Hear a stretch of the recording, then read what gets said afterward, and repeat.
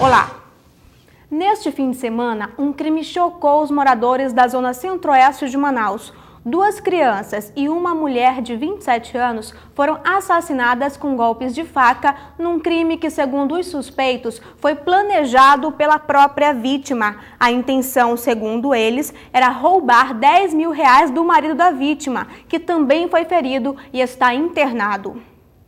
Nesta manhã, a casa e a marcenaria de Sebastião Almeida estavam fechadas. Vizinhos das vítimas ainda estão chocados com o crime bárbaro ocorrido no bairro Alvorada, na zona oeste de Manaus. Muito triste o que aconteceu, ninguém esperava um crime bárbaro desse no bairro da Alvorada, principalmente com a família dele e por cima de tudo, as crianças, que não tem nada a ver com uma coisa dessa. Na madrugada do último domingo, Suedson de Souza, Adriano Rosa de Lima e a mulher dele, Eulice Silva Lima, assaltaram a casa de Sebastião Almeida, de 67 anos. O marceneiro levou vários golpes de faca e só se salvou porque fingiu que estava morto. Depois, Suedson matou Juliana Silva de Moura, de 27 anos, companheira de Sebastião.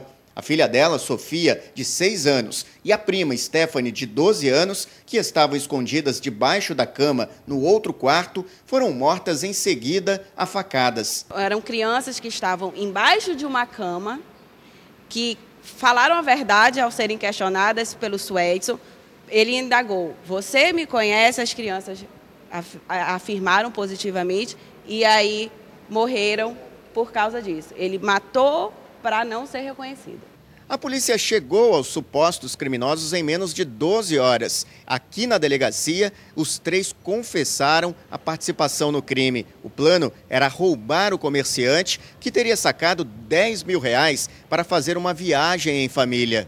Os suspeitos disseram em depoimento que Juliana foi a mentora do crime. Ela teria sido morta porque o bando não encontrou o dinheiro que estaria escondido na casa. Eles inicialmente tinham o foco de crime contra o patrimônio. A partir do momento que identificaram que a Juliana como uma suposta enganadora deles, decidiram matá-la. O que transformou aí já não mais um crime contra o patrimônio, mas sim também um crime contra a vida. Os policiais encontraram na casa dos suspeitos malas, joias e relógios que pertenciam a Sebastião. Também foram apreendidas esta espingarda, um revólver e droga. No velório das vítimas, a mãe de Juliana e a avó das crianças descartou a hipótese de que a filha tenha participado da trama. Eu só quero que eles façam justiça.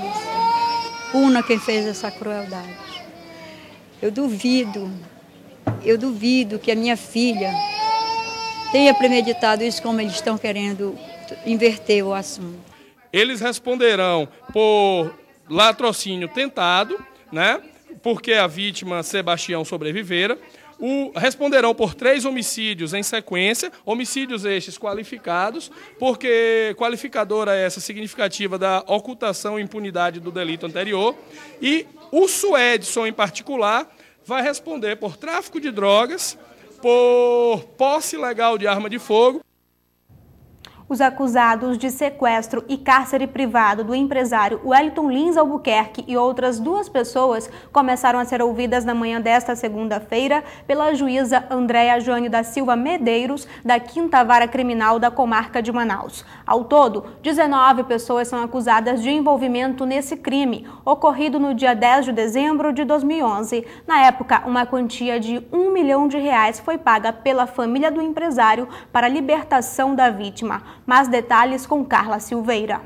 Além dos 19 acusados, também serão ouvidas as 4 vítimas. O empresário Wellington Lins Albuquerque, os funcionários Willis da Silva Oliveira e Raimundo Castro Alves e a esposa do empresário Maria do Carmo Lins Albuquerque, além de 4 testemunhas de acusação e outras de defesa arroladas pela Justiça. Devido à grande quantidade de pessoas, a audiência deve ser realizada em 4 dias. Segundo o Ministério Público, Wellington Wellington Lins de Albuquerque e os funcionários teriam sido rendidos na tarde do dia 10 de dezembro de 2011 por 5 homens e por um adolescente, no momento em que chegavam ao sítio do empresário na BR-174. Os 6 acusados estavam portando armas de fogo, segundo o Ministério Público. As vítimas foram levadas ao cativeiro que funcionou em um sítio localizado no quilômetro 21 do ramal do Pau Rosa, onde foram mantidas até o recebimento do resgate de acordo com os autos. A família pagou o valor exigido de R$1 milhão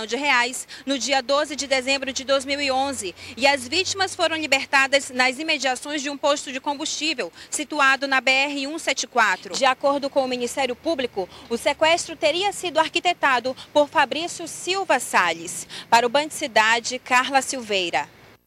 E neste fim de semana, uma ação envolvendo vários órgãos da Prefeitura foi realizada na Praia da Ponta Negra. A intenção era identificar pontos que precisam ser melhorados para garantir maior segurança e comodidade de quem vai ao local. Entre as medidas, a implantação de pontos de revista.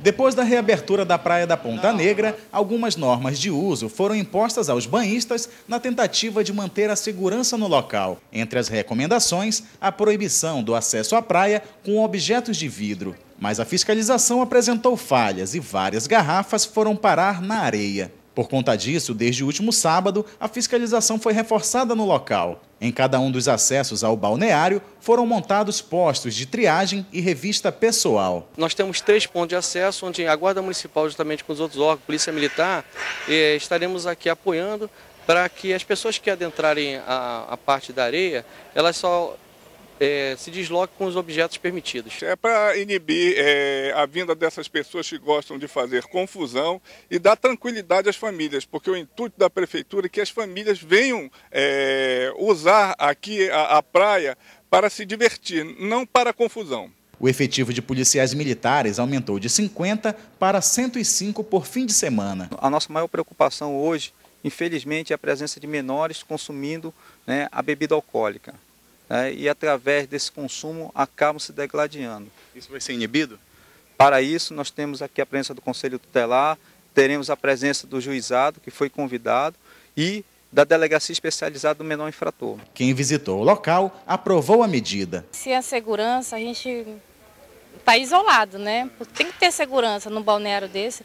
É um cartão postal de Manaus. Isso aí melhora para todo mundo, os banhistas, né? Fica bom, legal para todo mundo. Vale lembrar que entre as normas de segurança estão não ultrapassar o limite da área para banho, é proibido levar comida e garrafas de vidro para a praia e depois das 5 da tarde também está proibido a entrada de pessoas na água. Outra medida tomada pela Prefeitura é a redução em 2 horas do horário de funcionamento da faixa liberada, que agora encerra às 3 horas da tarde. A medida é para dar mais fluidez ao trânsito. A segurança na praia foi reforçada, mas neste domingo o perigo não veio da areia, e sim da água. Um jacaré-açu de quase 3 metros foi capturado pelo Corpo de Bombeiros na Praia da Ponta Negra, na área de banho para as crianças. Esta manhã, o réptil foi levado pelo pelotão fluvial dos bombeiros para a reserva de animais silvestres, Sauim Castanheira, para ser avaliado por veterinários e biólogos. Essas imagens mostram toda a movimentação que assustou os banhistas neste domingo na Praia da Ponta Negra. Foi no início da tarde que o jacaré foi avistado pela primeira vez. Depois da confirmação feita pelo Corpo de Bombeiros, os banhistas foram orientados a sair da água. A população afirma ter visto 3 animais, mas o Corpo de Bombeiros só confirma o aparecimento de um jacaré. O que foi informado com precisão é que o que foi avistado, que foi foi capturado. Os outros 2 já não é oficialmente. Os bombeiros se esforçaram para tentar tirar o animal da água usando uma rede. Depois de algumas horas, o réptil foi capturado e levado para a base fluvial da corporação. Esta manhã, homens do Batalhão Ambiental da Polícia Militar deram apoio aos bombeiros para fazer o transporte do animal até um lugar seguro.